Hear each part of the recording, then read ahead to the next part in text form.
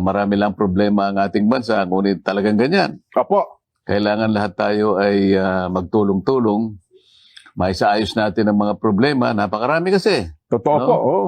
Mhm. Napakaraming mga nagtatakip ng katotohanan. Yung mga ganyan. Yun ang pinaka-problema ko yung... Oh. Ang gusto ko kasi,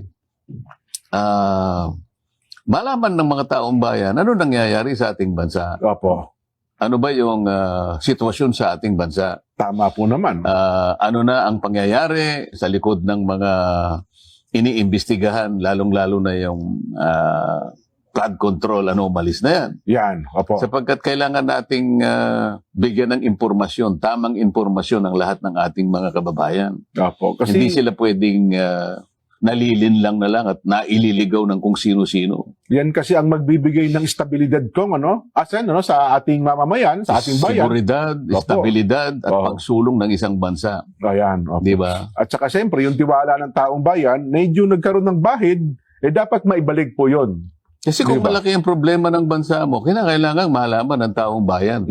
Kasi sila lang naman higit sa lahat ang makatutulong eh. Oho. Yung sama-samang pagtutulungan. Yan. Oho. Pagmamalasakitan sa bawat isa, napaka-importante. Opo. Ngayon, kung hindi nila alam ang laki ng problema, hindi nila alam kung saan sila higit na makakatulong. Oho. Kaya importante ang impormasyon, importante ang katotohanan, ang katwiran. Mhm. At wala sanang mga kababayan na gumagawa ng kung ano-anong bagay para ilihis, Totoo. para pagtakpan, ano? Mm-mm. Para sa ganun na iligaw at linlangin doon sa paniniwala na ganun pala yung nangyayari na hindi naman pala tama. Napakalaki ng papel ng social media Well, positibo tsaka negatibo, no? Tama. Malaki ang papel niya sa ikaliliwanag, pero napakalaki din po ng papel niya sa ikalalabo ng mga issue. Sen. Ganun eh. Oho. Either ganito ang direction mo Oho.